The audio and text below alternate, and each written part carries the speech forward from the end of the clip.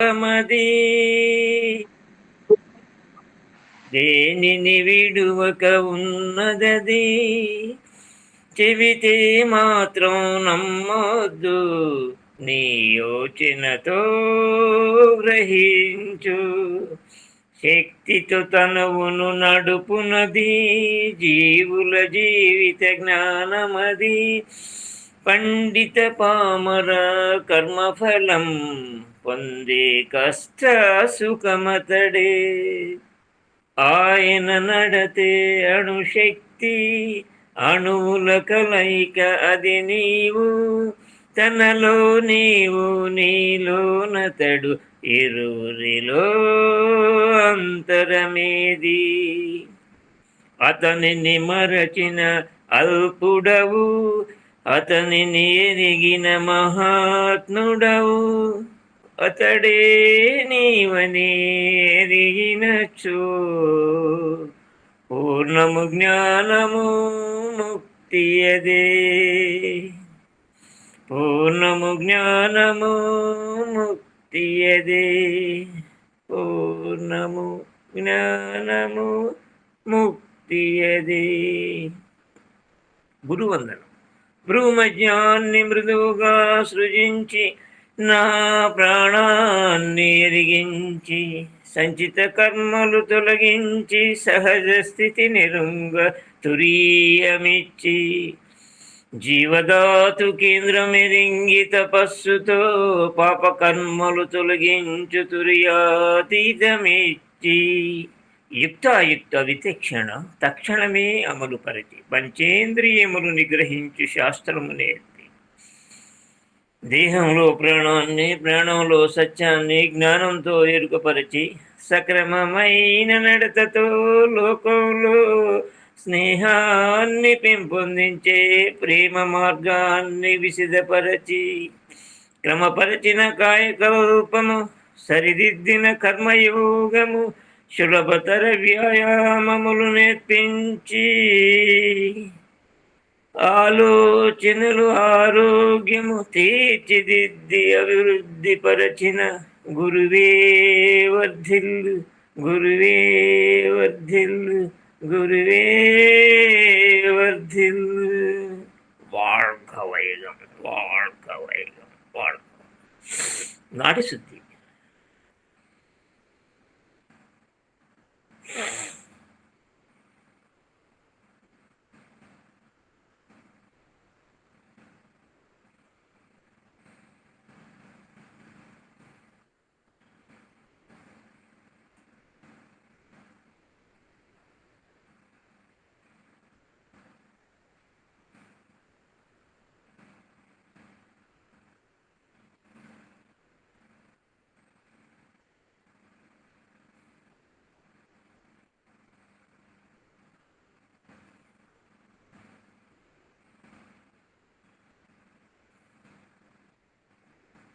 వెన్నుపాము శుద్ధి. మూలాధార క్షేత్రంలో నిక్షిప్తమైన కుండలిని శక్తి శ్వాసతో వెన్నుపాము ద్వారా సహస్రాల నుంచి మరలా శ్వాసతో మూలాధార క్షేత్రంలో నిక్షిప్తం చేయవలే 10 times.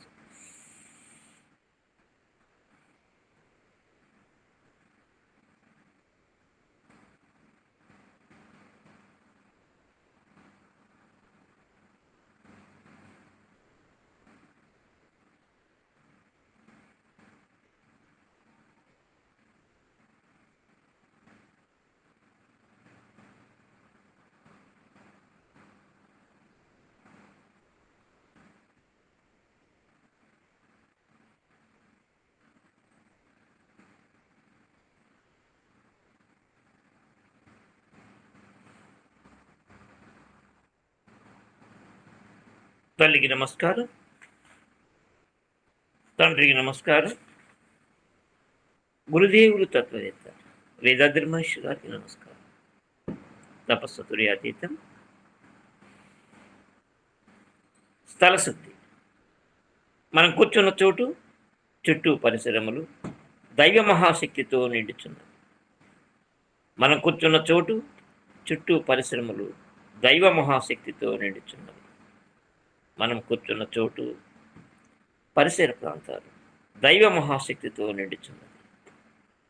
శక్తి ప్రసారం.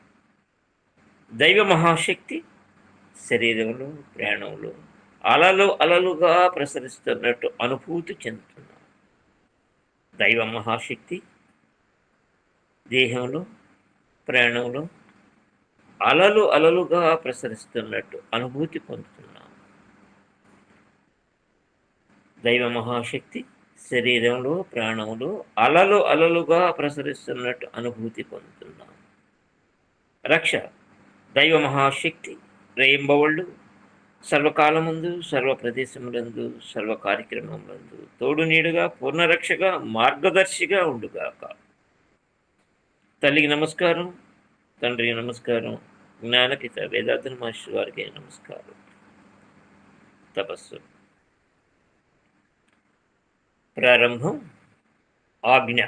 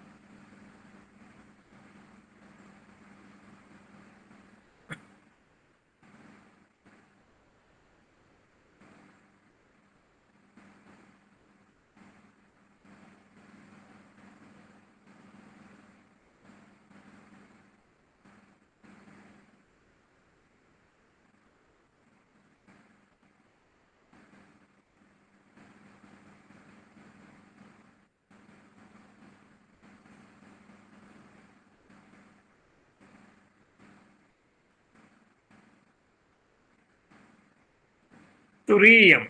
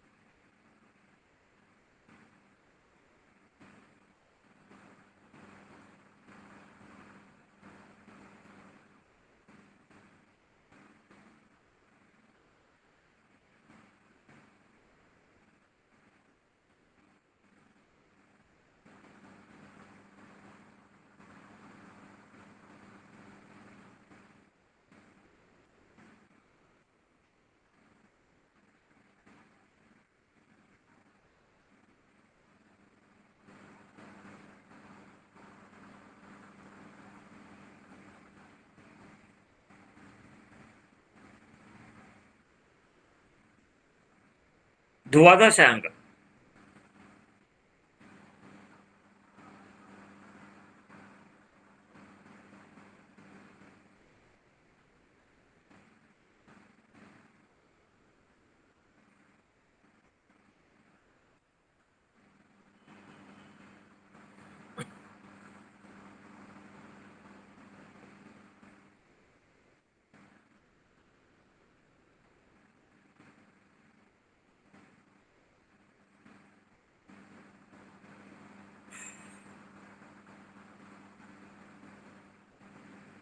చంద్రుడు.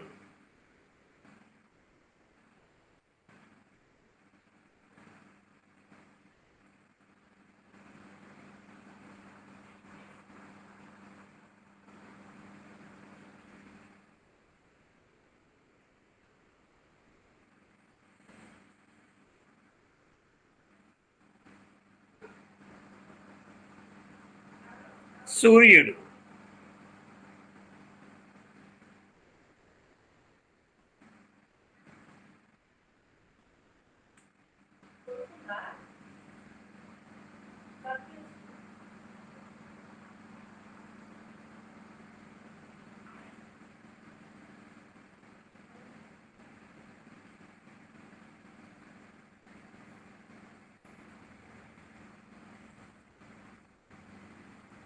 శక్తిగడ. విశ్వం.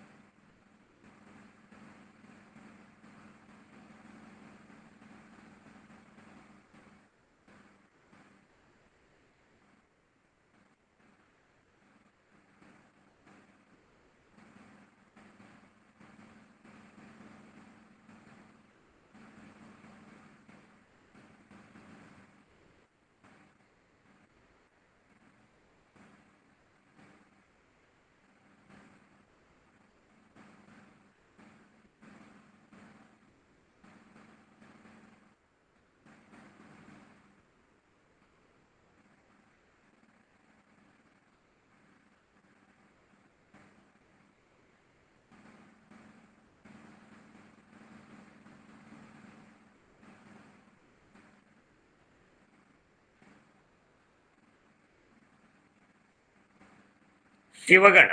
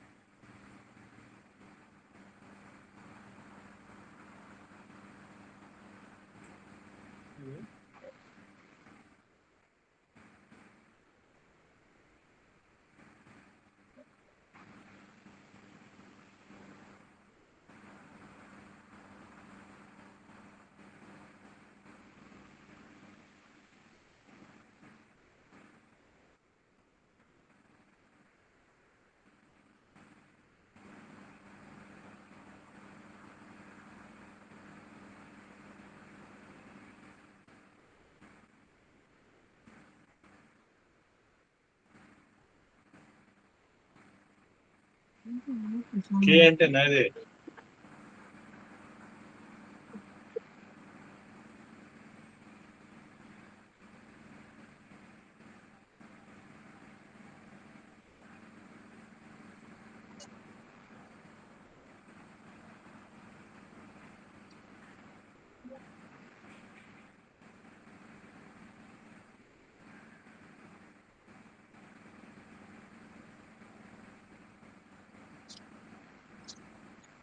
తపస్సు ముగించబోతున్నాను. శక్తిగల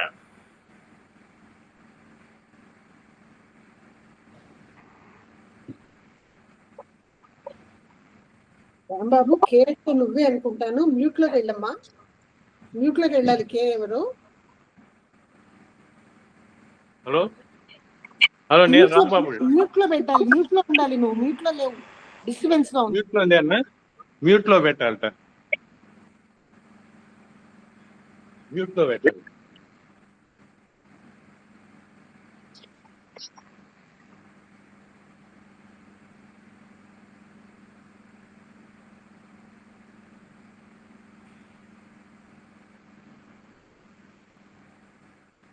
సూర్యుడు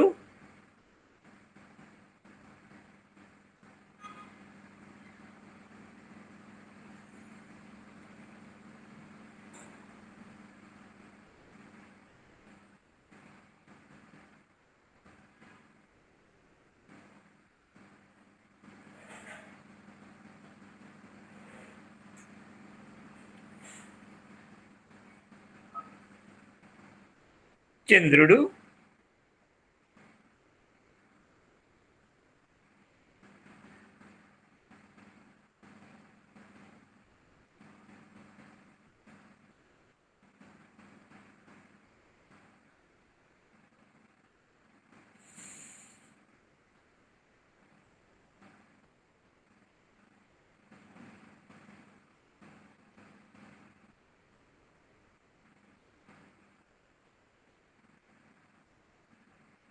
ద్వాదశాంగం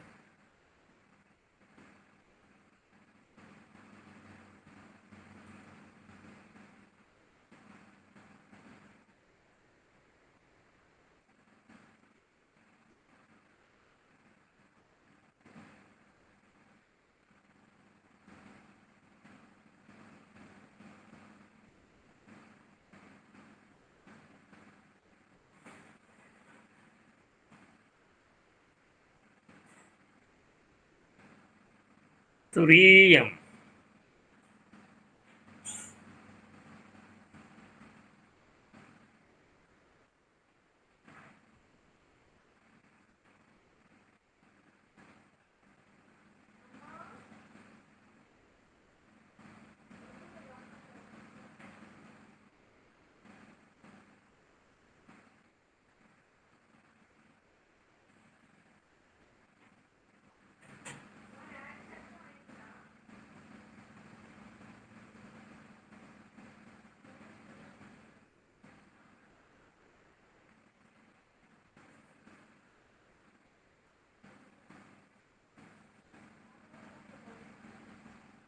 తపస్సు ముగించుతున్నాను. తపశక్తిని శరీరమంతా వ్యాపం చేసుకుంటున్నాను. మనసు శాంతిని ఔన్నత్యాన్ని సంకల్పం దైవ మహాశక్తి కరుణ వల్ల ఆయురారోగ్య ఐశ్వర్యములు, కీర్తి ప్రదర్శనలు, బ్రహ్మజ్ఞానము కలుగు. మహాదివ్యమైన శక్తి కరుణ వల్ల ఆయురారోగ్య ఐశ్వర్యములు, కీర్తి ప్రదర్శనలు, బ్రహ్మజ్ఞానము కలుగు. మహాసరస్వతి తపస్సు వల్ల ఆయురారోగ్య ఐశ్వర్యములు, కీర్తి ప్రదర్శనలు, బ్రహ్మజ్ఞానము కలుగు. సుఖినో భవంతు, సుఖినో భవంతు. ప్రపంచ సంక్షేమం. బాధ్యత గల ప్రపంచ నాయకులందరూ ప్రజ్ఞావంతులై అంతర్ముఖులై మెలగవలే. ప్రపంచ సరిహద్దులు కాపాడ సమైక్య ప్రభుత్వం ఒకటి బలపడవలే. లోకమంతయు మానవజాతి శాంతి అనడి తరగని పెన్నిధిని పొంది ఎదగవలే. ప్రజలందరూ యుద్ధ భయం వీడి మానవజాతి సమృద్ధిని కాపాడుకొనుటూ జీవించవలే. సుఖినో భవంతు, సుఖినో భవంతు. 2 ప్రధాన కర్తవ్యములు. నా జీవిత కాలంలో ఎవరిని మానసికంగా కానీ శారీరకంగా కానీ బాధించను. కష్టాల్లో ఉన్న వారికి నా చేతనైన సహాయం చేస్తాను. నా జీవిత కాలంలో ఎవరిని మానసికంగా కానీ శారీరకంగా కానీ బాధించను. కష్టాల్లో ఉన్న వారికి నా చేతనైన సహాయం చేస్తాను. సుఖినో భవంతు. வாழ்க வையகம், வாழ்க வையகம், வாழ்க வளமுடன்.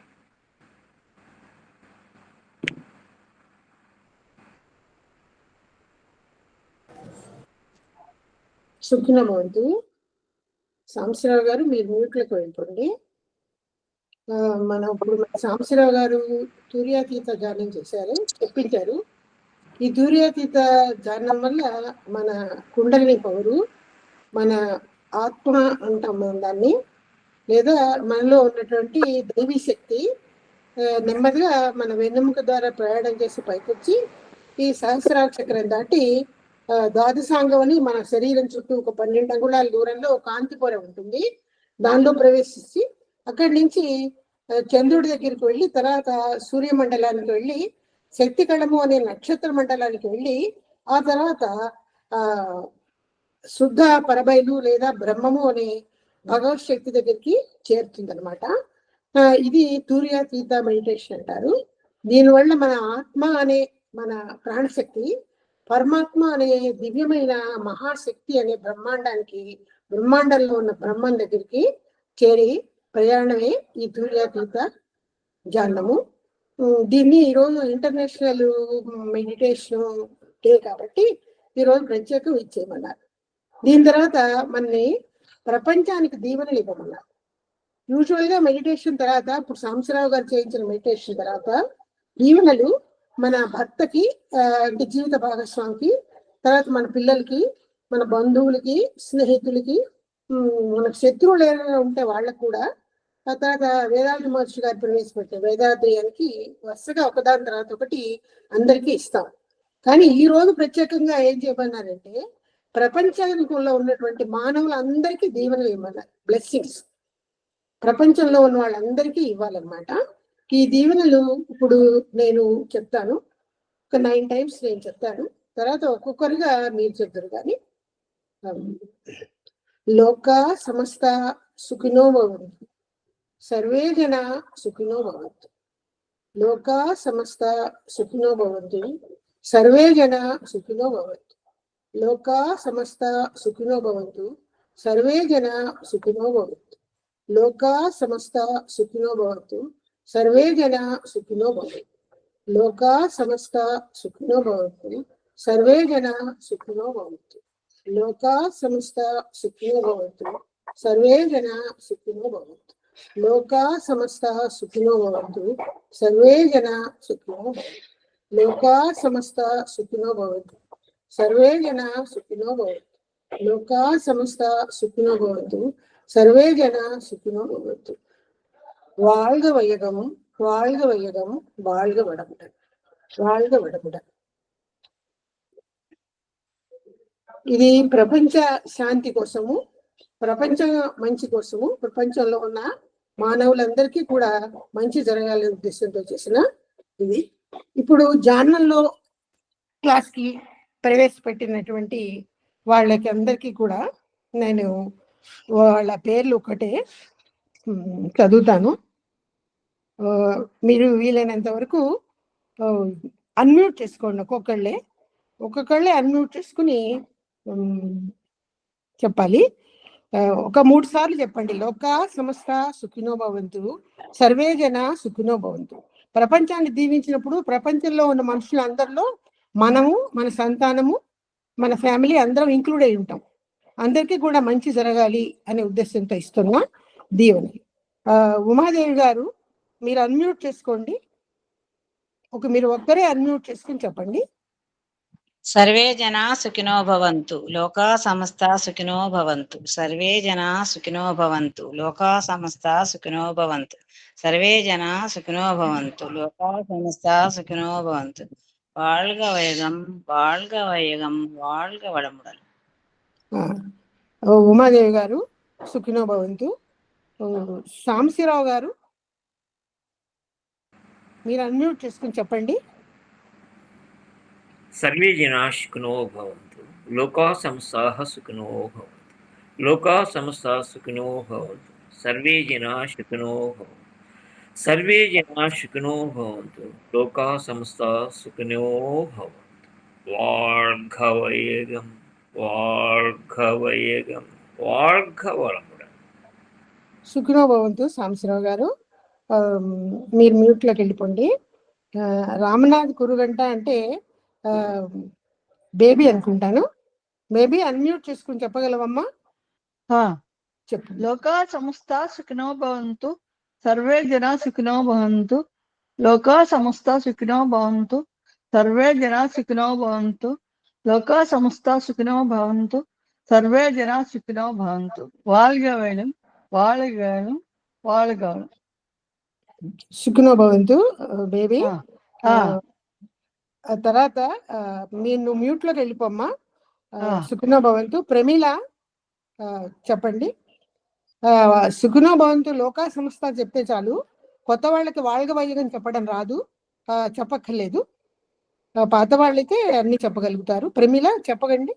లోకా సమస్త సుఖినో భవంతు, సర్వే జనా సుఖినో భవంతు. లోకా సమస్త సుఖినో భవంతు, సర్వే జనా సుఖినో భవంతు. లోకా సమస్త సుఖినో భవంతు, సర్వే జనా సుఖినో భవంతు. సుఖినో భవంతు ప్రమీల. మ్యూట్లోకి వెళ్ళిపోండి. సుఖినో భవంతు.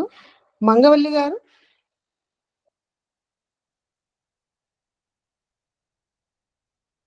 మంగవల్లి గారు అన్మ్యూట్ చేసుకోండి. లోకా సమస్త సుఖినో భవంతు, సర్వే జనా సుఖినో భవంతు. లోకా సమస్త సుఖినో భవంతు, సర్వే జనా సుఖినో భవంతు. లోకా సమస్త సుఖినో భవంతు, సర్వే జనా సుఖినో భవంతు. வாழ்க வையகம், வாழ்க வையகம், வாழ்க வளமுடன். సుఖినో భవంతు మంగవల్లి గారు. మ్యూట్ చేసుకోండి అమ్మా. మాధవి పద్మ అన్మ్యూట్ చేసుకోమ్మా.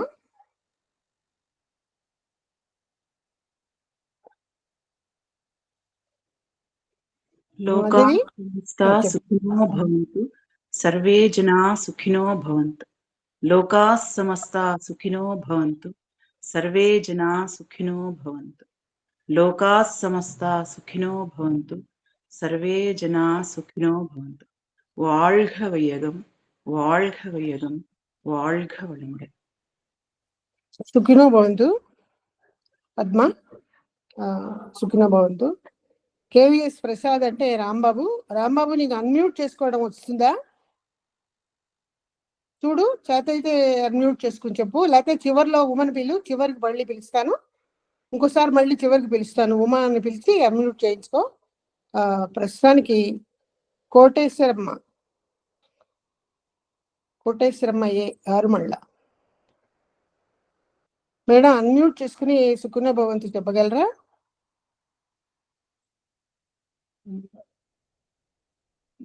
సుఖినో భవంతు కోటేశ్వరమ్మ గారు. కరీం పరోక్షి అమ్మ, నువ్వేమైనా చెప్పగలుగుతావా? ఈరోజే కొత్తగా వచ్చారు కదా, చెప్పగలిగితే చెప్పండి అమ్మా, లేకపోతే మీ తరఫు నేనే చెప్తాను. లోకా సమస్త సుఖినో భవంతు, సర్వే జన సుఖినో భవంతు. లోకా సమస్త సుఖినో భవంతు, సర్వే జన సుఖినో భవంతు. లోకా సమస్త సుఖినో భవంతు, సర్వే జన సుఖినో భవంతు. లోకా సమస్త సుఖినో భవంతు, సర్వే జన సుఖినో భవంతు. సర్వే లోకా సమస్త సుఖినో భవంతు, సర్వే జన సుఖినో భవంతు. మేడం చాలా సంతోషం. మేడం మిమ్మల్ని పంపించారు, మీరు వచ్చి చక్కగా చెప్పారు, అటెండ్ అయ్యారు, చాలా సంతోషం అండి. సుఖినో భవంతు. జయశ్రీ గారు ఉన్నారా మేడం? ఉంటే అన్మ్యూట్ చేసుకుని చెప్పండి. రావడం అయితే వచ్చారు, ఇక్కడ కనపడలేదు. సుఖినో భవంతు. వెంకటలక్ష్మి చెప్పగలవమ్మా? చెప్పగలిగితే అన్మ్యూట్ చేసుకుని చెప్పు. లోకా సమస్త సుఖినో భవంతు. మేడం చెప్పండి మేడం. జయశ్రీ గారు నువ్వు ఆగమ్మా. సుఖినో భవంతు. లోకా సమస్త సుఖినో భవంతు, సర్వే జనా సుఖినో భవంతు. లోకా సమస్త సుఖినో భవంతు, సర్వే జనా సుఖినో భవంతు. లోకా సమస్త సుఖినో భవంతు, సర్వే జనా సుఖినో భవంతు. வாழ்க வளமுடன், வாழ்க வளமுடன், வாழ்க வளமுடன். సుఖినో భవంతు. జయశ్రీ గారు చాలా చాలా సంతోషం అండి, మీరు వచ్చారు. చాలా రోజుల తర్వాత మిమ్మల్ని కలిసాము. మీరు కూడా మన స్కై మెంబరే. మేమంతా కలిసి డిప్లొమా చేసాము, ఎంఏ చేసాము. సుఖినో భవంతు జయశ్రీ గారు. వెంకటలక్ష్మి చెప్పమ్మా. లోకా సమస్త సుఖినో భవంతు. లోకా సమస్త సుఖినో భవంతు. లోకా సమస్త సుఖినో భవంతు. సంతోషం అమ్మా. సుఖినో భవంతు. ఇంతవరకు అటెండ్ అయిన వాళ్ళు ఎక్కడ ఫోర్ అదర్స్ అని ఉంది, అది తెలియటం లేదు ఎవరెవరో. ఇంకెవరైనా ఉన్నారా డౌన్లో? ఈ ప్రజెంట్లో కనపడుతున్నంత వరకు ఇంతవరకే. స్క్రీన్ డౌన్లో ఎవరైనా కొంతమంది ఉంటే ఉండొచ్చు. ఉమాదేవి గారు మీ కెమెరా మీదే సాంబశివరావు గారు బొమ్మతో పాటు 4 అదర్స్ అని ఉంది. ఎవరైనా ఉన్నారా మన వాళ్ళు? దీప్తి కానీ పిల్లలు కానీ? ఓకే, సుఖినో భవంతు. ఇప్పుడు నేను కర్మయోగాన్ని గురించి ఇప్పుడు దాదాపు 5:15 అయింది. ఎవరైనా ఉన్నారా సాంబశివరావు గారు పిల్లలు? వస్తుంది మేడం. దీప్తి సరేలేండి, దీప్తి వాళ్ళు వచ్చాక మళ్ళీ కంటిన్యూ చేద్దాం. రమ్మనండి, సుఖినో భవంతు చెప్తారు వాళ్ళు కూడా. 15 నిమిషాలు టైము, 5:30కి ఆపేద్దాము.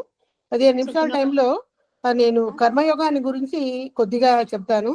లేదా అంటే నా ఫోటో నేను ఎక్స్పోజ్ చేయలేదు, ఫోటో ఎక్స్పోజ్ చేసి చెప్తాను. అప్పుడు కొంచెం కెమెరా దూరంగా పెట్టవలసి వస్తుంది. మహర్షి గారు, వేదాంతి మహర్షి గారు యూట్యూబ్లో నవంబర్ 24, 2022లో ఇంగ్లీష్లో కర్మయోగాన్ని గురించి ఒక చక్కటి ఇంగ్లీష్ ఉపన్యాసం చెప్పారండి. అది ఆయన మాట్లాడడం ఇంగ్లీష్లోనే మాట్లాడారు, కానీ మనం దాన్ని తెలుగులోకి భావానువాదంగా చెప్పుకోవాలంటే దగ్గరగా ఒక 20 నిమిషాలు పైనే పడుతుంది. ఉపన్యాసం చివరిలో కర్మయోగానికి సంబంధించినటువంటి సూత్రాలు ఒక 10 చెప్పారు. వాటిని తెలుసుకుని మనం క్లుప్తంగా ముగించేద్దాము. కర్మయోగం అంటే భగవద్గీత పరంగా మనకి చాలా మందికి తెలుసు, కర్మాచరణ అన్నమాట. ప్రతిఫలాపేక్ష లేని కర్మ చాలా ధ్యేయంగా, ఏయంగా, గోల్గా భగవద్గీత మనకు చెప్తుంది. అదే నేటి సామాన్య భగవద్గీత కాలము సంస్కృతంలో ఉంది కాబట్టి నేటి కాల ప్రజలకి దేశీయ భాషలో అది అందితే ప్రజలు తను చాలా బాగా అవగాహన చేసుకుంటారనే సంకల్పంతో వేదాంత మహర్షి గారు ఆయన భాషలో ఆయన ఉపన్యాసం ఇచ్చారు. అంటే తర్వాత ఇంగ్లీష్లోకి దాన్ని ట్రాన్స్లేట్ చేసినట్టున్నారు. మనం అది ఇప్పుడు తెలుగులోకి మార్చుకుని కొద్దిగా తెలుసుకున్నాము. ఈ అసలు ముఖ్యంగా కర్మయోగం అంటే ఏంటి? కర్మయోగం అంటే మహర్షి గారు చెప్తుంది ఏంటంటే, మన ఆచరణలు అన్ని పనుల్లోనూ మనం ఆచరించే ఆచరణలన్నీ కూడా ఎరుకతో, అంటే అవేర్నెస్ అన్నమాట. అవేర్నెస్ తో ఎరుకతో రెండు ఒకటే. కాన్షియస్నెస్ తో అంటే జ్ఞానం అన్నమాట. జ్ఞానంతో ఇంకోటి గాడ్ కాన్షియస్నెస్ తో. కాన్షియస్నెస్ 2 రకాలు. ఒకటి మనిషిలో ఉన్న కాన్షియస్నెస్ ఫ్రాక్షనల్, చిన్న అంశంగా ఉంటుంది. భగవద్ అంశము మానవుడిలో ప్రతి మనిషిలోనూ కూడా ఒక చిన్న అంశంగా ఉంటుంది. దీన్ని జ్ఞానం అంటున్నాం, ఈ కాన్షియస్నెస్ అన్నమాట. ఇది భగవంతుని యొక్క కాన్షియస్నెస్ టోటాలిటీ అంటారు. అది పూర్ణ జ్ఞానము, భగవంతుడిలో ఉన్నటువంటి పరిపూర్ణమైన జ్ఞానము, పరిపూర్ణాన్ని దాన్ని టోటాలిటీ అంటారు. ఈ కాన్షియస్నెస్ ఎట్లా అంటే మనం ఏ పని చేస్తున్నా కూడా మన కాన్షియస్నెస్ తో జోడించి, మన అవేర్నెస్ తో జోడించి, గాడ్ కాన్షియస్ తో జోడించి కార్యాచరణ చేయడమే కర్మయోగము అనే డెఫినేషన్ ఇచ్చారు మనకి మహర్షి గారు. తర్వాత యాక్చువల్ గా కర్మయోగానికి 2 ముఖ్యమైన సూత్రాలు ఉన్నాయని చెప్తున్నారు. 2 ముఖ్యమైన సూత్రాలు. ఒకటి వర్షిప్ ఆఫ్ గాడ్, అంటే దైవారాధన. ఆ దైవాన్ని ఆరాధించడం అన్నది నీకు భక్తి మార్గంలో ఉండొచ్చు, జ్ఞాన మార్గంలో ఉండొచ్చు, జ్ఞాన మార్గంలో ఉండొచ్చు, కర్మ మార్గంలో ఉండొచ్చు. ఏదైనా కూడా దైవారాధన కర్మయోగానికి ఒక బ్రాంచ్, ఒక మెట్టు, ఒక సాధన, ఒక ప్రిన్సిపల్. రెండోది వర్షిప్ ఆఫ్ లివింగ్ బీయింగ్, అంటే ప్రాణకోటి అందరినీ, ప్రాణులందరిలోనూ కూడా ఆ భగవంతుని యొక్క అంశాన్ని చూసి వాళ్ళకి మనం చేయగల సహాయ సహకారాలు జీవితంలో అందించడమే రెండో బ్రాంచ్, రెండో శాఖ, రెండో ప్రిన్సిపల్ కర్మయోగంలో. రెండే రెండు ప్రిన్సిపల్స్ అన్నమాట, అంటే సూత్రాలు. ఇవి రెండే ఉంటాయి కర్మయోగంలో, అంతకు మించి మూడోది ఏమీ లేదు. ఈ రెండు సూత్రాలు జనరల్ గా మతపరంగా కూడా ప్రతి మతంలో ప్రతి మత ప్రవక్తలు వాళ్ళ అనుభవాలను అనుసరించి ఈ రెండు సూత్రాలే ప్రవేశపెట్టారు. ఏ మతంలో కూడా ఉన్నా కూడా ఈ రెండు సూత్రాలే చెప్తారు మహర్షి. ఈ రెండు సూత్రాల కలయికే కర్మయోగం. ఒకటి వర్షిప్ ఆఫ్ గాడ్, ఇంకోటి గాడ్ కాన్షియస్నెస్ అని కూడా అంటారు. గాడ్ కాన్షియస్నెస్ అంటే నేను ఇందాక చెప్పినట్టు టోటాలిటీ ఆఫ్ పరిపూర్ణ జ్ఞానము పరమాత్మ రూపంలో ఉంది. సూక్ష్మమైన జ్ఞానము మానవుడిలో ఆత్మ రూపంలో ఉంది. ఈ ఆత్మ రూపంలో ఉన్న ఫ్రాక్షనల్ కాన్షియస్నెస్ తన సాధనల ద్వారా, తన ప్రయత్నాల ద్వారా, తన భక్తి మార్గం ద్వారా, జ్ఞాన మార్గం ద్వారా, ధ్యాన మార్గం ద్వారా, కర్మ మార్గం ద్వారా ప్రయాణం చేసి వెళ్ళి ఆ టోటాలిటీ అనబడే పరమాత్మని భగవదంశాన్ని చేరడం అవకాశాన్ని వీలును బట్టి, సాధన ఫలితాన్ని బట్టి అందులో ఐక్యం అయిపోకూడదు కూడా ఒకటే. ఇది గాడ్ కాన్షియస్నెస్ అన్నమాట. వర్షిప్ ఆఫ్ గాడ్ కాన్షియస్నెస్ అంటే అది. వర్షిప్ ఆఫ్ గాడ్ కాన్షియస్నెస్ అంటే ఫ్రాక్షనల్ గా ఉన్న ఈ అంశ జ్ఞానము వెళ్ళి పరమాత్మ అనే టోటాలిటీ ఆఫ్ జ్ఞానానికి చేరుకునే సాధనా ప్రయత్నాలు. ధ్యానాలు చెయ్యి, భక్తిలో ఉండు, కర్మలో ఉండు. జనక మహారాజు కర్మ మార్గంలో వెళ్ళాడు. భక్తి మార్గం దాకా త్యాగరాజు, అన్నమయ్య ఇలాంటి వాళ్ళు ఎంతమందో భక్తి మార్గం ద్వారా వెళ్ళారు. అలాగే ధ్యాన మార్గం ద్వారా వెళ్ళే వాళ్ళు మన మహర్షి లాంటి వాళ్ళు ఉన్నారు, రామకృష్ణ పరమహంస లాంటి వాళ్ళు ఉన్నారు.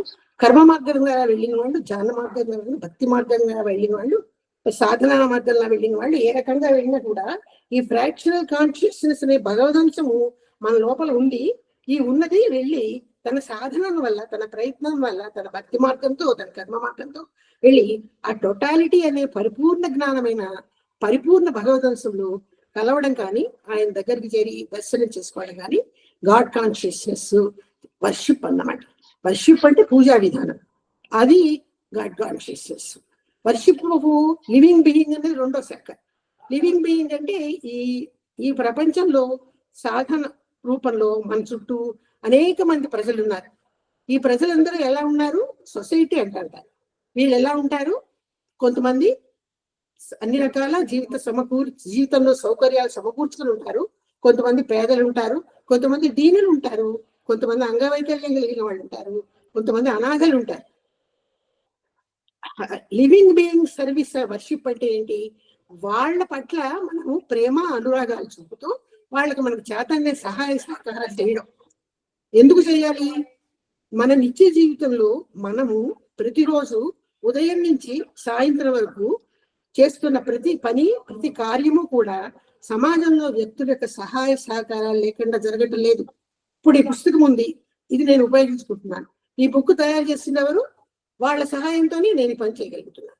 మనం ఇట్లా కంప్యూటర్ ముందు కూర్చుని, ట్యాబ్ ముందు కూర్చుని క్లాస్ తీసుకుంటున్నాం. ఈ ట్యాబ్ తయారు చేసిన ఎవరు? వాళ్ళు ఎంతో శ్రమపడి రీసెర్చ్ చేసి ఆ ట్యాబ్ తయారు చేస్తే మనం డబ్బు పెట్టి కొనుక్కుని దాన్ని ఉపయోగించుకుంటున్నాం.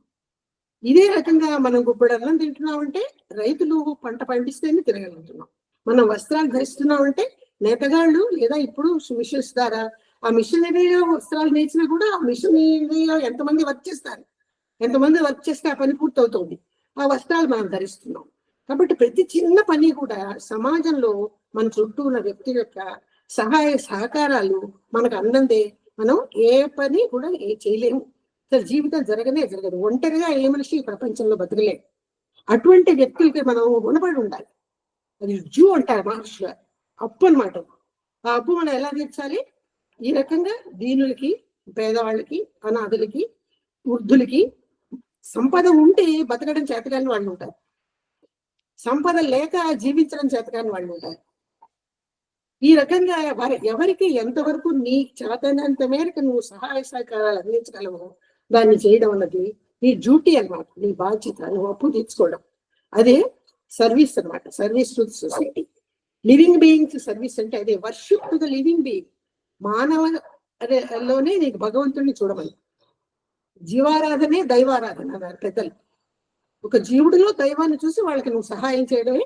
అందుకే worship of God consciousness, worship of living being రెండు ఒకటే.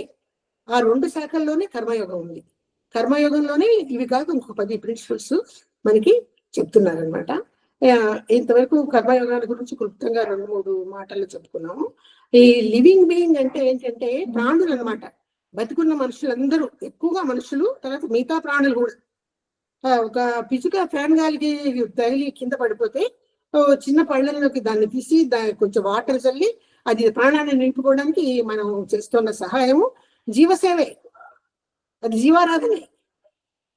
అలా ఎన్ని మాటలో జరిగింది మా ఇంట్లో. పిచ్చుకలు ఫ్యాన్ తగిలి కింద పడిపోవడం. ఇప్పుడు అసలు పిచ్చుకలు లేవు, ఎందుకంటే మనకి ఈ రేడియేషన్స్ అనే సెల్ ఫోన్స్ వచ్చాయి కదా, వీటి ఎఫెక్ట్కి అవి లేవు ఇప్పుడు. ఈ రకంగా ప్రాణులకి, ప్రాణమున్న వాటికంటే మనుషులకే కాదు సహాయం చేయడం. ఈ లివింగ్ బీయింగ్స్ వర్షిపంలో ఒక ధర్మబద్ధమైన జీవితం ఉంటుంది అని చెప్తున్నారు మహర్షి గారు. ధర్మబద్ధమైన జీవితం అంటే వర్చువస్ వే ఆఫ్ లైఫ్. దీని గురించి మనం చాలాసార్లు మాట్లాడుతున్నాం. ధర్మబద్ధమైన జీవితం అంటే ఏంటి? మొరాలిటీ, డ్యూటీ అండ్ చారిటీ అని చెప్తారు ఆయన.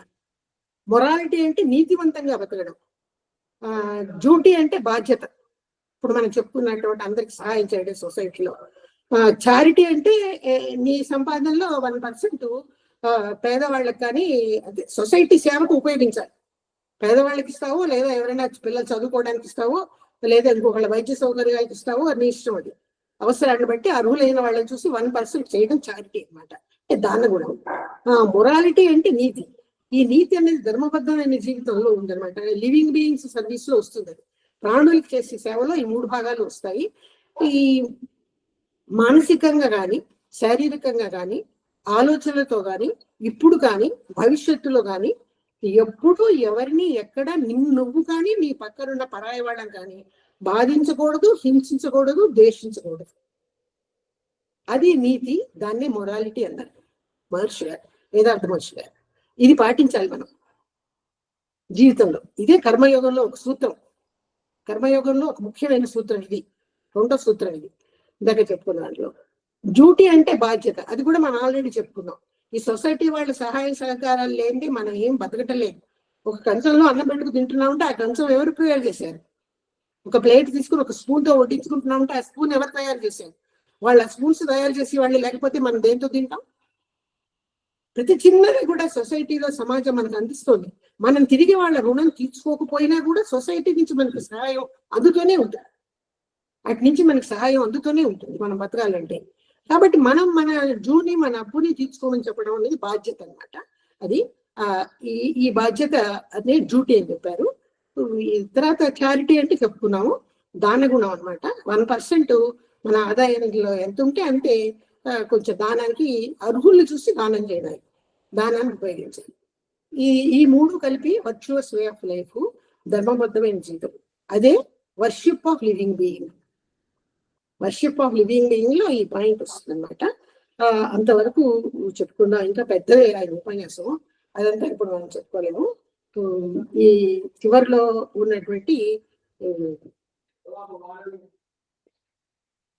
మనము చివరిగా చెప్పుకున్నటువంటి కర్మయోగ సూత్రాలు ఉన్నాయి కదా, ఒక 10 కర్మయోగ సూత్రాలు ప్రవేశపెట్టారు. అంటే ఇది ఓత్ అనమాట. కర్మయోగం ఎవరైతే ఆచరించాలో వాళ్ళు తీసుకోవాల్సిన ప్రమాణం లాంటిది. ఇందులో మొదటిది ఏంటంటే, నేను ఎప్పుడు కూడా నా తల్లిని, తండ్రిని, గురువుని, అధ్యాపకుని భగవంతుని రూపంలో చూసి గౌరవిస్తాను. తల్లిని గౌరవించాలి, జన్మనిచ్చేది కాబట్టి. తండ్రిని గౌరవించాలి, నీ పోషణ బాధ్యత నీ కాళ్ళ మీద నువ్వు నిలబడి ఉద్యోగస్తుడు ఈ వరకు నేను పోషిస్తున్నది నీ తండ్రి. తండ్రిని గౌరవించాలి, భగవంతునిగా చూస్తూ గౌరవించాలి. గురువుని, నీకు గుణపాఠాలు నేర్పేది, మొరాలిటీ నేర్పేది గురువు. టీచర్, స్కూల్లో టీచర్ మళ్ళీ నేర్పే ఆయన గౌరవించాలి. వీళ్ళందరినీ భగవంతుడి రూపంలో చూస్తూ భగవంతుడిని నేను గౌరవిస్తాను అని చెప్పుకోవడం మొదటిది కర్మయోగ సూత్రాల్లో మొదటిది. రెండవది, నేను ఎప్పుడూ ఎవరిని శారీరకంగా, మానసికంగా ఇప్పుడు కానీ భవిష్యత్తులో కానీ బాధించను, హింసించను. ఇందాక మనం చెప్పుకున్న పాయింట్ ఇది. ఎవరిని శారీరకంగా బాధించకూడదు, మానసికంగా బాధించకూడదు, హింసించకూడదు, కష్టపెట్టకూడదు, నొప్పించకూడదు. నిన్ను నువ్వు నొప్పించుకోకూడదు. నిన్ను నువ్వు ఇప్పుడు సరిగా పాస్ కాలేదని, ఇంటర్లో ఫెయిల్ అయ్యావని ఆత్మహత్యలు చేసుకునే వాళ్ళు, అప్పులు పాలయ్యని ప్రాణం తీసుకునే వాళ్ళు ఎంతమందిని మనం చూస్తున్నాం. ఎవరిని వాళ్ళు హింసించుకోవడం అది కూడా పాపమే. అట్లాగే ఎవరిని మనం నిందించినా, కొట్టినా, తిట్టినా, బాధించినా, హింసించినా ఇప్పుడు కానీ భవిష్యత్తులో కానీ ఏమవుతాయి? అవన్నీ పాపపు ముద్రలే మన ఆత్మ అనే ప్రాణంలో పడతాయి. ఆ పాపపు ముద్రల వల్ల మనం భవిష్యత్తు కాలంలో అనారోగ్యాలతో కానీ, యాక్సిడెంట్ పాలవడం కానీ, మన ధన నష్టాన్ని పోగొట్టుకోవడం కానీ, ఇల్లు పోగొట్టుకోవడం, ధనం పోగొట్టుకోవడం, వ్యక్తుల్ని పోగొట్టుకోవడం, అకాల మరణాలు పాలవడం, మన పిల్లలు అకాల మరణాలు పాలవడం, ఇటువంటి నష్టాలన్నీ ఎందుకు వస్తున్నాయి? ఈ పాపపు ముద్రల వల్లే. ఈ పాపపు ముద్రలు ఎందుకు వస్తున్నాయి? నువ్వు శారీరకంగా, మానసికంగా హింసిస్తున్నావు, సాటి వాళ్ళని బాధిస్తున్నావు. ఇటువంటివన్నీ చేయడం వల్ల మనకే పాపం పెరుగుతుంది. దానివల్ల మనమే హింసకు గురవుతాము, జీవితంలో బాధపడతాము. అవి నేను చెయ్యను అని తీసుకోవడం రెండవ పాయింట్. మూడోది, భగవంతుడే సర్వవ్యాపి, సర్వశక్తివంతుడు, సర్వజ్ఞాని అని తెలుసుకుంటాను, అంగీకరిస్తాను, అనుభూతి చెందుతాను. భగవంతుడు సర్వవ్యాపి, అన్ని చోట్ల కూడా ఉన్నాడు. సూది మొన ఆపినంత చోటు కూడా ఈ విశ్వంలో నీకు నాకు మధ్య కానీ భగవంతుడు లేదంటూ లేదు. విశ్వకాంతం రూపంలో భగవంతుడు సర్వత్రా వ్యాపించి ఉన్నాడు అని మనకి గురువులు చెప్తున్నారు, ఆధ్యాత్మికవేత్తలు చెప్తున్నారు, పుస్తకాలు చెప్తున్నాయి, భగవద్గీత చెప్తోంది, పురాణాలు చెప్తున్నాయి, ఉపనిషత్తులు చెప్తున్నాయి, అందరూ చెప్తున్నారు. సరే, వింటున్నాం, బాగానే తెలుసుకున్నాం. అది చాలదు. ఆయన సర్వశక్తివంతుడు. భగవంతుడికి ఉన్న శక్తికి మించి శక్తి ఉన్నవాడిని ఈ ప్రపంచంలో ఎవ్వరూ లేరు. అది తెలుసుకుంటాము నువ్వు. ఆయన సర్వజ్ఞాని. ఆయనకున్న నాలెడ్జ్, ఆయనకున్న జ్ఞానము ఎవరికి లేదు. ఇవన్నీ తెలుసుకున్నంత మాత్రం చాలదు. వీటిని నువ్వు అనుభూతి చెందాలి. తర్వాత ఏం చేయాలి? ఇంకోటి, అనుభూతి చెందడం ఒకటే కాదు, అంగీకరించాలి. ముందు తత్వవేత్తలు చెప్పిన సత్యాన్ని అంగీకరించాలి. అంగీకరించిన తర్వాత అనుభూతి చెందాలి. అప్పుడు అది నీకు ప్రాక్టికల్ పాయింట్ వస్తుంది అనమాట. ఊరికే దేవుడు సర్వత్రా ఉన్నాడంటే సరిగా ఉన్నాడు అనే జ్ఞానాన్ని సంపాదించుకోవడం, దాన్ని గ్రహించడం, నమ్మడం. 4వ పాయింట్, నేను ఎప్పుడూ ఎల్లవేళ నిద్ర, పని, మైథునము, ఆలోచన, భోజనము అనే విషయాల్లో ఎప్పుడు కూడా పరిమితి, పద్ధతి పాటిస్తాను. ఇది చాలా ముఖ్యమైన పాయింట్ మన జీవితాలందరికీ. దీనివల్ల కానీ మనకు ఆరోగ్యం లభించదు. భోజనం ఎప్పుడు మితంగా తినాలి, ఎక్కువ తినకూడదు. నిద్ర ఎప్పుడు ఎక్కువ పోకూడదు, బద్ధకంగా ఒక 8 hours, 6 hours, 7 hours మనం చేస్తున్న వర్క్ను బట్టి అంతసేపు నిద్రపోవాలి. ఆలోచనలు అధికంగా ఉన్నాయంటే డిప్రెషన్ లోకి వెళ్ళిపోతాం. ఎప్పుడు ఆలోచిస్తుంటే సరిగ్గా ఇంట్లో చేయవలసిన పనులు చేయలేం, చదువుకోలేదు. అది కూడా మనకి నష్టం. పరిమితి పాటించాలి. ఆలోచన కూడా ఒక పరిమితి ఉండాలి. ఏదైనా ఒక కార్యం చేయాలి అంటే ఆలోచించి ప్లాన్ వేసుకుని అంతవరకు చేయాలి. అంతేగాని అతిగా ఆలోచించడం వల్ల కూడా నష్టం జరుగుతుంది. నిద్ర ఎక్కువ పోకూడదు, అది పరిమితి ఉండాలి. ఆలోచనకు పరిమితి, పద్ధతి ఉండాలి. అట్లాగే ఆహారానికి పరిమితి, పద్ధతి ఉండాలి. మైథునము అంటే మన సెక్స్, క్రీడ, వివాహానంతరం భార్యాభర్తల ప్రవర్తనలో కూడా పరిమితి, పద్ధతి ఉండాలి. అదర్వైజ్ మనకు జరిగేవన్నీ కూడా నష్టాలే, కష్టాలు, దుఃఖాలు, బాధలు. ఈ పరిమితి, పద్ధతి నేను పాటిస్తాను అని తెలుసుకోవాలి కర్మయోగం ద్వారా. తర్వాత పాయింట్, ధర్మబద్ధ జీవితాన్ని గడుపుతాను, నీతి, బాధ్యత, దానగుణం అనే మోరల్ వాల్యూస్ పాటిస్తాను. ఇది మనం చెప్పుకున్నాం కదా, ధర్మబద్ధ జీవితం అంటే మొరాలిటీ, డ్యూటీ, చారిటీ అని. దీన్ని నేను పాటిస్తాను, ఆచరిస్తాను, మోరల్ వాల్యూస్ పాటిస్తాను అని ఓతు తీసుకోవడం. దీంట్లోనే ఇంకో భాగం ఏంటంటే, అన్ని మత ధర్మాలు ఇవే అయినందువల్ల దేవుడు అన్ని మతాలను, నేను ఏ మతాన్ని ద్వేషించను, అన్ని మతాల్ని గౌరవిస్తాను, అన్ని రకాల విగ్రహారాధనల్ని ఆమోదిస్తాను. ఎందుకనగా అన్ని మతాల వారు భగవంతుని యొక్క తన్మాత్రగా ఏర్పడిన వాళ్ళే. అందరిలో ఉన్నది ఆ గాడ్ కాన్షియస్నెస్. అన్నింటినీ ఆమోదిస్తాను, అన్నింటినీ గౌరవిస్తాను. ఎట్లా గౌరవిస్తాం? అన్ని మతాల్లో ఉన్నది ఒకటే అని మనకి ఎట్లా తెలుస్తుంది? మనకి ఏం తెలియదు. మనకి తెలిసిందల్లా భగవంతుడు ఒక విగ్రహ రూపంలోనో, ఒక నిరాకార రూపంలోనూ చేసి ఆరాధించడమే.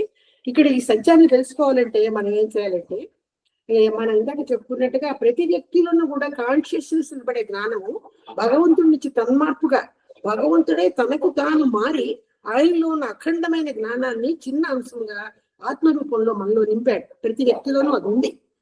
ఇప్పుడు ఒక మత ప్రవక్తలో ఉన్నది అదే జ్ఞానము, ఇంకొక మన యోగుల్లో ఉన్నది అదే జ్ఞానము, భగవద్గీత రాసిన శ్రీకృష్ణుడు ఉన్నది అదే జ్ఞానము. వీళ్ళందరూ ఏం చేస్తున్నారు? డిఫరెంట్ రిలీజియన్స్ కి సంబంధించిన వాళ్ళు అయినా కూడా వాళ్ళల్లో ఉన్న భగవద్వంశమైన జ్ఞానాన్ని సాధన చేసి, కొంతమంది అనేక రకాల సాధనలు చెప్పుకున్నాం కదా ఇందాక, భక్తి మార్గము, కర్మ మార్గము, జ్ఞాన మార్గము, జ్ఞాన మార్గము. ఈ మార్గాల ద్వారా ఎవరికి నచ్చిన మార్గం ద్వారా, ఎవరు ఆచరించగలిగిన మార్గం ద్వారా వాళ్ళు ఆ సత్యాన్ని ఆచరిస్తూ పురోగమనం చేసి ఆ భగవంతుని యొక్క విశ్వశక్తిని, భగవత్ శక్తిని గుర్తించగలిగిన అటువంటి మహానుభావులు ఏర్పరిచినటువంటి మతాలన్నీ. ప్రతి మతానికి ఒక గురువు ఉన్నాడు అంటే ఆయన అంత గొప్పవాడు, అంత ఆత్మజ్ఞాని, అది బ్రహ్మజ్ఞాని. అంత స్టేజ్కి వెళ్ళిన వాళ్ళు చెప్పిన సత్యాలే వాళ్ళ మత గ్రంథాలు. కాబట్టి నేను అన్ని మతాల్లో ఉన్నది అదే గాడ్ కాన్షియస్నెస్, ఒకే గాడ్ కాన్షియస్నెస్. అదే వాళ్ళకి తోచిన విధంగా వాళ్ళ జ్ఞానం వాళ్ళకి ఏ విగ్రహారాధన చేయమని హెచ్చరిస్తే వాళ్ళు ఆ విగ్రహారాధన చేస్తున్నారు. కాబట్టి ఏ విగ్రహారాధన చేసినా, ఏ మతం వాళ్ళైనా, ఏ కులం వాళ్ళైనా అందరిలో ఉన్నది ఒకటే గాడ్ కాన్షియస్నెస్. కాబట్టి నేను అన్ని మతాల్ని గౌరవిస్తాను, అన్ని విగ్రహారాధనని ఆమోదిస్తాను. అందరి పట్ల నాకు గౌరవం, భక్తి, భావము తప్ప వ్యతిరేక భావాలు ఎవరి పట్ల లేవు. 6వ పాయింట్, నా కుటుంబం పట్ల, నా దేశం పట్ల, ప్రపంచం పట్ల నా డ్యూటీని నిర్వర్తిస్తాను, గౌరవంగా ఉంటాను. ఇప్పుడు నువ్వేదో సన్యాసం తీసుకుని అడవికి వెళ్ళిపోయి అక్కడ తపస్సు చేసి మోక్షాన్ని సంపాదించుకోవడం అన్న పద్ధతి ఈ కాలంలో లేదు. వేదాంత మహర్షి గారు ఆ పద్ధతి అసలు కరెక్ట్ కాదని అంటున్నారు. నీ కుటుంబం పట్ల నీకు బాధ్యత ఉంటుంది. నీ పిల్లల్ని, నీ తల్లిదండ్రుల్ని, నీ అత్తమామల్ని, నీ బంధువుల పట్ల నీకు ఉన్నటువంటి బాధ్యతను నెరవేరుస్తూ ఉండాలి. నీ దేశం పట్ల నీకు బాధ్యత ఉంటుంది. ఎందుకు ఉంటుంది? ఈ ప్రపంచంలో నీ చుట్టూ ఉన్న సొసైటీ నీకు ఎంతో సహాయం చేస్తుందని చెప్పుకున్నాం కదా. తిరిగి వాళ్ళకి సహాయం చేయాల్సిన బాధ్యత నీకుంది. నువ్వు వాళ్ళకి చేయవలసిన పనులు చేయకుండా సన్యాసం తీసుకుంటానని వెళ్ళిపోతే ఎట్లా? అంతేకాకుండా నీకు ఇంకా నీ దేశం పట్ల కూడా నీకు బాధ్యత ఉంది. ప్రపంచంలో బాధ్యత పట్ల ఇప్పుడు అమెరికా వాళ్ళు కొన్ని ప్రోడక్ట్స్ తయారు చేస్తుంటే మనం ఏం చేస్తున్నాం? వాటిని కొనుక్కుని తెచ్చుకుని అనుభవిస్తున్నాం. మన వాళ్ళు మంచి వస్త్రాలు నేస్తుంటే, హ్యాండీక్రాఫ్ట్స్ నేస్తుంటే విదేశీయులు వాటిని అపురూపంగా కొనుక్కుని వాడుకుంటున్నారు. ఒక దేశ సంపద ఇంకో దేశం వాడుకుంటుంది, ఆ దేశ సంపద ఈ దేశం వాడుకుంటుంది. అటువంటిప్పుడు మనం ఏం చేయాలి? వాళ్ళ నుంచి మనం సహాయం పొందుతున్నాం, మన నుంచి వాళ్ళకి సహాయం పెడుతున్నాయి. కాబట్టి నీ దేశానికి కూడా నువ్వు చేయవలసినట్టు సేవ ఉంది కొంత. నీ ప్రపంచంలో ఇతర దేశాలకు కూడా నువ్వు చేయవలసిన బాధ్యత నీకుంది.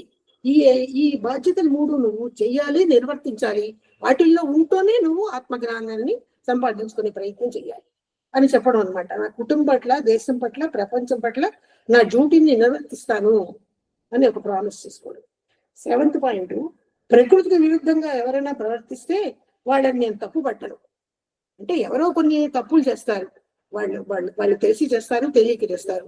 తప్పు చేశారు, మనని మోసం చేశారు, అన్యాయం చేశారు, బాధ పెట్టారు, మన ఆస్తులు అపహరించారు, ఏవో చేశారు, వాళ్ళు మనకు అన్యాయం చేశారు. వాళ్ళని నేను దేశించను అని ఓటు తీసుకోమంటున్నాను. ఎందుకంటే వాళ్ళు అలా చేయడానికి తగిన కారణం వాళ్ళ కుటుంబ వ్యవస్థలో ఏదో లోపం ఉండొచ్చు, వాళ్ళ వ్యక్తిత్వంలో ఒక లోపం ఉండొచ్చు, వాళ్ళు ఆ పని చేసి ఉండొచ్చు. సమాజంలో ఇమడలేక, సమాజంలో ఒక బాధ్యతలు స్వీకరించలేక, సమాజాన్ని సేవ చేయలేక, సమాజం నుంచి కూడా వాళ్ళకి కొన్ని ఆటంకాలు ఉండొచ్చు. ఇవన్నీ కాకుండా వాళ్ళకి పాపపు ముద్రలే ఇంప్రింట్స్ ఉంటాయి.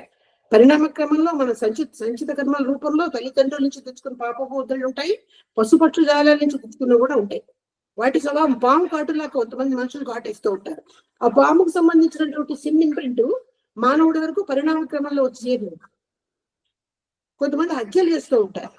ఒక పులి, ఒక సింహము ఒక ఎదుటి జీవిని చంపుతుంది కదా, ఆ క్యారెక్టర్ ఈ మానవుడికి వరకు విస్తరించి వ్యాపించి వస్తుంది. కాబట్టి వాళ్ళని నేను ద్వేషించను, వాళ్ళ లోపాన్ని చూసి. ఎందుకు ద్వేషించను అంటే అది వాళ్ళ కర్మ ప్రకారం వాళ్ళు చేస్తున్నటువంటి తప్పు, అంతేగాని నాది కాదు. కాబట్టి నేను అటువంటి వ్యక్తులను ఎప్పుడు ద్వేషించను, వాళ్ళ పట్ల సహిష్ణుతగా ఉంటాను, అన్యోన్యంగా ఉంటాను. వాళ్ళని ఏ రకంగానూ నేను తప్పు పట్టను అనే ఓటు తీసుకోవడం 7వ పాయింట్. 8వ పాయింట్ ఏంటంటే, సమాజానికి నా వంతు ఆధ్యాత్మిక సేవ చేయడానికి నేను సిద్ధమవుతాను, బాధితుల్ని కాపాడుతాను, సేవిస్తాను. సమాజానికి సేవ చేయాలి, అది మన డ్యూటీ అని మనం చెప్పుకున్నాం కదా. ఆ డ్యూటీ ఇంకో రకంగా ఉండవచ్చు. స్పిరిచువల్ సర్వీసెస్ కూడా చేస్తానని చెప్పాలి. ఆధ్యాత్మిక సేవతో కూడా చేయాలి.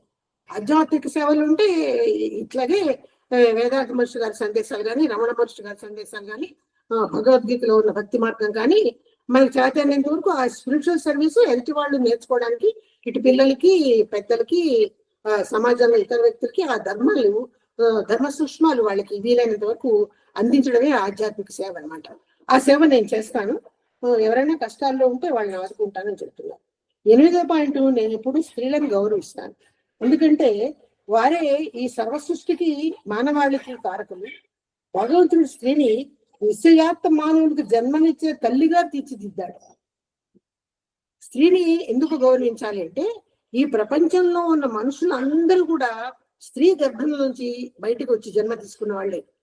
భగవంతుడు ఏం చేశాడు? స్త్రీని పురుషుని తయారు చేసేటప్పుడు ఆ స్త్రీ గర్భంలో ఆ గర్భసంచి అనే యూటరస్ ఏర్పాటు చేసి సంతానానికి జన్మనిచ్చే అవకాశం ఒక స్త్రీకే కల్పించాడు.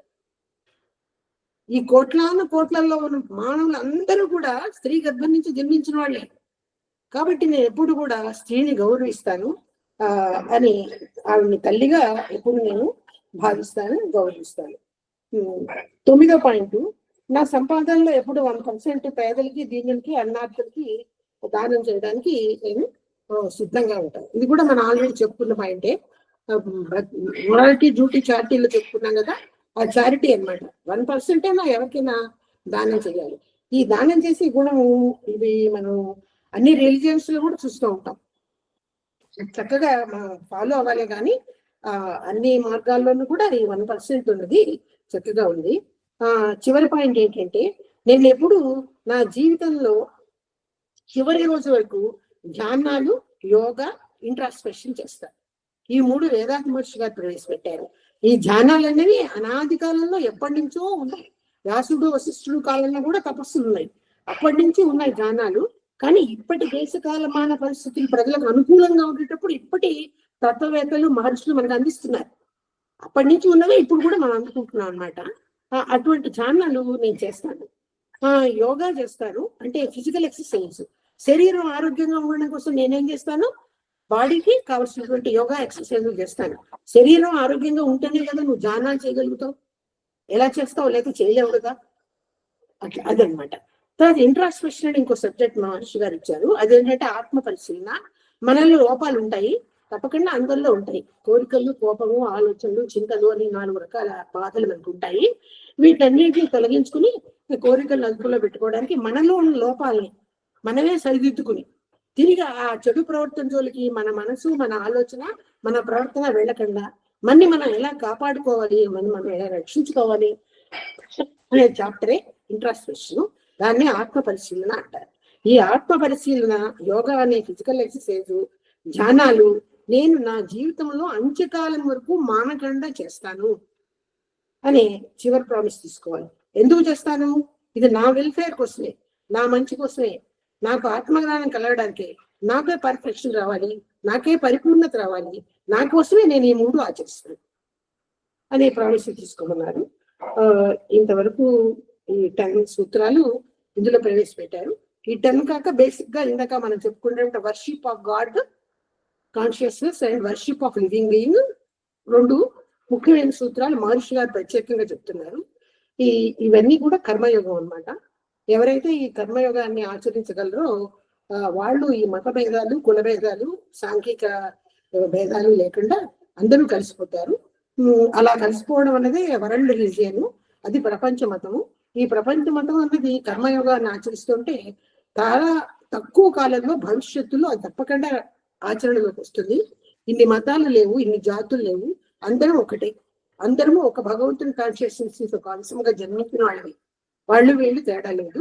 ఈ ప్రపంచంలో నువ్వు ఏ మూల ఉన్నా, ఏ రాష్ట్రంలో ఉన్నా, ఏ దేశంలో ఉన్నా, ఏ మతంలో ఉన్నా, ఏ కులంలో ఉన్నా, అందరూ కూడా ఆ సృష్టికి మొదటగా ఏర్పడిన మొదటి మానవుడి సంతానమే. ఈ సృష్టిలో మొట్టమొదటి భూమి మీద ఒక మానవుడే పుట్టాడు. ఏటమ్ ఈవిల్ అని క్రిస్టియానిటీ వాళ్ళు చెప్తూ ఉంటారు. ఒకటే మానవుడు ముందు, అతని సంతానంగా మనం అందరం ఒకళ్ళ తర్వాత మన పేరెంట్స్ మనం జన్మించాం. కాబట్టి ఏ రాష్ట్రంలో ఉంటే, ఏ దేశంలో ఉంటే ఏంటి, ఏ కులం వాళ్ళైతే ఏంటి, ఏ మతం వాళ్ళైతే ఏంటి, అందరూ ఒకటే, అందరూ సమానులే, మనం అందరం అన్నదమ్ములు, అక్క చెల్లెలి వాళ్ళమే. ఈ భావనే కర్మయోగానికి నాంది అన్నమాట.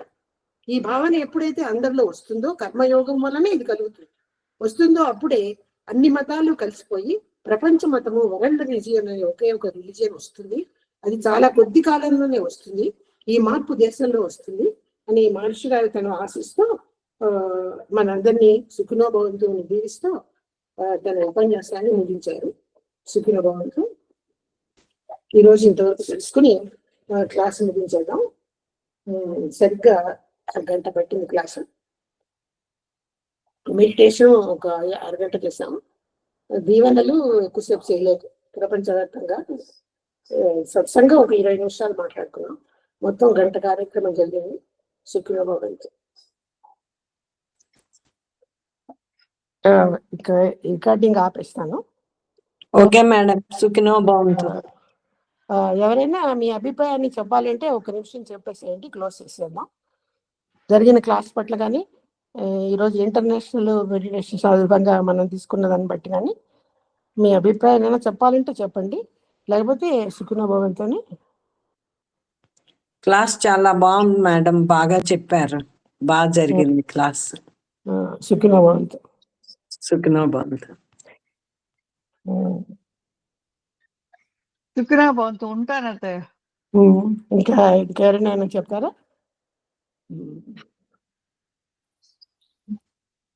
జయశ్రీ గారు ఏమైనా చెప్తారా? మీరు ఎలా ఫీల్ అవుతున్నారు?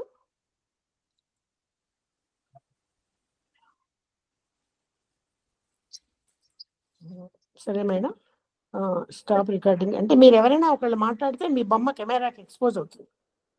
బిందు, మాధవి, పద్మ ఏమైనా మాట్లాడగలవా?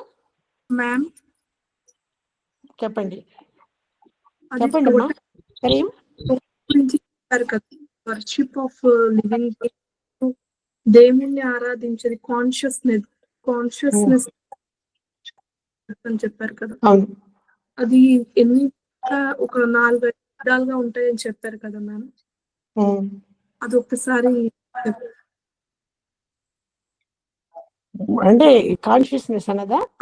అంటే దేవుణ్ణి ఆరాధించేది వర్షిప్ ఆఫ్ లివింగ్ బీయింగ్, ఇంకా 3-4 చెప్పారు ఇంట్లో. అవును, అది ఏంటంటే భక్తి మార్గము, కర్మ మార్గము, జ్ఞాన మార్గము, జ్ఞాన మార్గము చెప్పాను. అవి భక్తి మార్గం అంటే మామూలుగా ఈ హిందువుల్లో దేవాలయాలకు వెళ్ళి పూజ చేసేవాళ్ళు. తర్వాత త్యాగరాజు, అన్నమయ్య, కబీరు, సతీ సక్కుబాయి ఇలాంటి వాళ్ళు ఏంటంటే కంప్లీట్ గా భగవంతుడు యొక్క శక్తికి సరెండర్ అయిపోయిన వాళ్ళు. ఆ రకంగా ప్రయాణం చేస్తే కూడా నీలో ఉన్న చిన్న కాన్షియస్నెస్ అనబడే ఈ జ్ఞానము సూపర్ కాన్షియస్ అనే భగవంతుని చేరేకి మార్గం ఏర్పడుతుంది. అది ఒకటి, అది భక్తి మార్గం అన్నమాట. ఇప్పుడు దైవారాధనలు అనేక రకాలు ఉన్నాయి. ఇప్పుడు మీరున్నారు, మీరు ఒక రకంగా దైవారాధన చేస్తారు, నమాజులు చేసుకుంటారు, అది భక్తి మార్గమే, అది దైవారాధనే, అది భక్తి మార్గమే. అట్లాగే దాన గుణం ఉంది. మక్కాకి వెళ్తూ ఉంటారు ప్రతిసారి, ఒక నెల దీక్షలు తీసుకుంటారు కదా రంజాన్ నెలల్లో. అప్పుడు చక్కగా వాకిట్లో, మా ఇంట్లో మేడ మీద అద్దెకున్న వాళ్ళు ముస్లిమ్స్ ఫ్యామిలీనే, ఎవరో పేదవాళ్ళు వస్తూనే ఉంటారు. రోజు కొన్ని కాయిన్స్ అక్కడ పెట్టుకుని వచ్చిన వాళ్ళందరికీ ఆ నెలంతా ఏదో ఇస్తూనే ఉంటారు. దాన గుణం, అది చారిటీ అన్నమాట. అలా నీవు భక్తి మార్గంలో పైకి వెళ్ళచ్చు. రెండో మార్గం ఏంటి? ధ్యానాలు చేయడం. అంటే ఇప్పుడు వేదాంత మహర్షి గారు చెప్పినటువంటి మెడిటేషన్స్ అన్నమాట. ఆజ్ఞా మెడిటేషను, తూర్య మెడిటేషను, తూర్యాతీత, పంచేంద్రియ, నిత్యానంద, 9 సెంటర్, తర్వాత బ్రహ్మజ్ఞానము, తర్వాత పంచభూత నవగ్రహ అని 9 ధ్యానాలు ఆయన నేర్పారు. అవేంటంటే మన మైండ్ని ఎలివేట్ చేసుకుని భగవంతుడి ముఖంగా ప్రయాణం చేయడం. ఇందాక నేను చెప్పాను కదా, మూలాధార చక్రం దగ్గర కుండలిని శక్తి అని మన ప్రాణశక్తి ఉంటుంది అందరికీ. ఆ శక్తిని వీళ్ళు ఏం చేస్తారంటే ధ్యానం ద్వారా, వెన్నెముక ద్వారా పైకి తీసుకొస్తారు. పైకి తీసుకొచ్చి ధ్యానం చేసేటప్పుడు ఇక్కడ ఆజ్ఞా చక్రం దగ్గర నిలిపి ఇక్కడ చేస్తారు. ఆ తర్వాత నెమ్మదిగా సహస్రార చక్రం అనేది ఇక్కడికి ప్రవేశిస్తుంది. నీ సాధన చేస్తున్న కొద్దీ, ఒక్కొక్క మెడిటేషన్ చేస్తున్న కొద్దీ ఒక్కొక్క చక్రం దాటి పైకి వచ్చేస్తుంది కుండలిని శక్తి అనబడే ప్రాణశక్తి. అదే ఆత్మ, అదే భగవంతుడి శక్తి మనలో ఉన్నది. అది ఏమవుతుంది, ఇక్కడి నుంచి చంద్రుడి దగ్గర చంద్రమండలానికి వెళ్తుంది, అక్కడి నుంచి సూర్యమండలానికి వెళ్తుంది, ఆ తర్వాత నక్షత్ర మండలానికి వెళ్తుంది, ఆ తర్వాత పైన ఉన్నటువంటి బ్రహ్మము అనే నిరాకార నిర్గుణ రూపమైనటువంటి భగవంతుడు. ఆ నిరాకార నిర్గుణ రూపానికి బ్రహ్మము అన్న పేరు హిందూస్ పెట్టుకున్నారు. ఎవరి మతాచారం ప్రకారం వాళ్ళ గాడ్ కాన్షియస్నెస్ వాళ్ళకి ఏ పేరు సూచిస్తే వాళ్ళు ఆ పేరు పెట్టుకుంటారు. ఏదైనా ఒకటే భగవంతుడు అక్కడ ఉన్నది. అక్కడికి చేరడాన్ని ధ్యాన మార్గాల ద్వారా పెడతారనమాట. ఈ 9 మెడిటేషన్స్ చేసేవాళ్ళు, అది ధ్యాన మార్గం అంటారు. కర్మ మార్గం అని ఇంకోటి ఉంది. నీకున్న బాధ్యతలు, నీ దేశం పట్ల, నీ కుటుంబం పట్ల, నీ ప్రజల పట్ల, నీ అన్నదమ్ముల పట్ల, నీ బంధువుల పట్ల, నీ పట్ల నీకున్న బాధ్యతలన్నీ నువ్వు నిర్వర్తించాలి. ఇవన్నీ తప్పించుకుని నేను ఎక్కడికో వెళ్ళిపోతానంటే సరైన మార్గం కాదు. ఇవన్నీ ఆచరిస్తూనే, ఈ బాధ్యతలు స్వీకరిస్తూనే నువ్వు భక్తి మార్గంలో నీ భగవంతుని ధ్యానం ఆరాధించుకోవాలి. అదేంటే నువ్వు భక్తిగా దేవుణ్ణి ఆరాధించావు అనుకో, ఇంకా ఆరాధనలోనే, ఆ పూజల్లోనే, ఆ డివోషన్లే మునిగిపోయి నీకున్న బాధ్యతలన్నీ మర్చిపోతే ఎట్లా?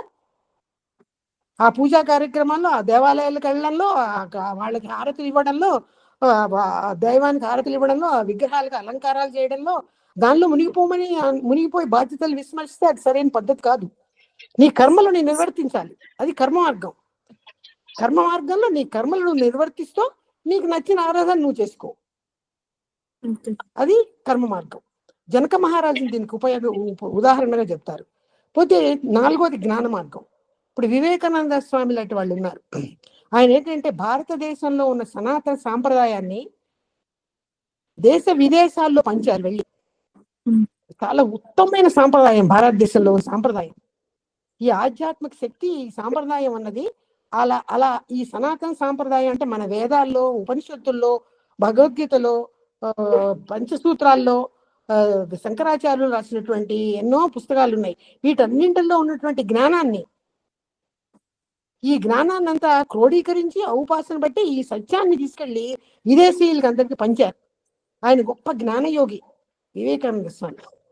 అట్లా జ్ఞానం సంపాదించుకున్న వ్యక్తికి కూడా వాళ్ళ ఆత్మ అనే ఫ్రాక్షనల్ కాన్షియస్నెస్ సుప్రీం కాన్షియస్నెస్ ఒక క్షణంలో వెళ్ళి చేరిపోతుంది.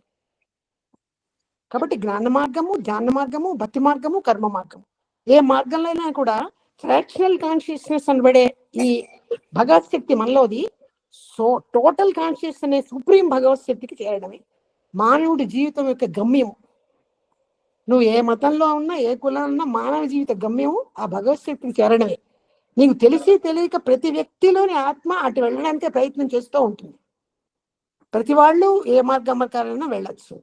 కాబట్టి ఈ ఫ్రాక్షనల్ కాన్షియస్నెస్ అంటే జ్ఞానమే. భగవంతుడి నుంచి అది వచ్చి మనలో చేరింది.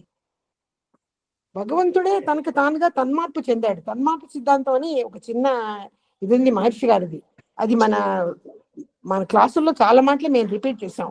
అంటే నిరాకార నిర్గుణ స్వరూపమైన భగవంతుడు తనకు ఉండే ఒత్తిడి శక్తి వల్ల చిన్న చిన్న పరమాణువుల వల్లే ముందుగా మారుతాడు.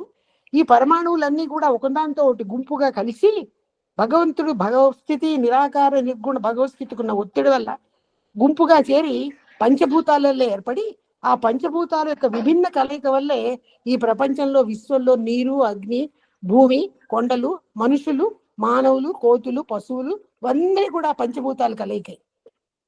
పంచభూతాల్లో ఏమున్నాయి? అణువులు ఉన్నాయి. అణువుల్లో ఏమున్నాయి? పరమాణువులు ఉన్నాయి. పరమాణువులు ఎక్కడి నుంచి వచ్చాయి? నిరాకార నిర్గుణ స్వరూపం భగవంతుని యొక్క తన్మార్పుగా వచ్చాయి.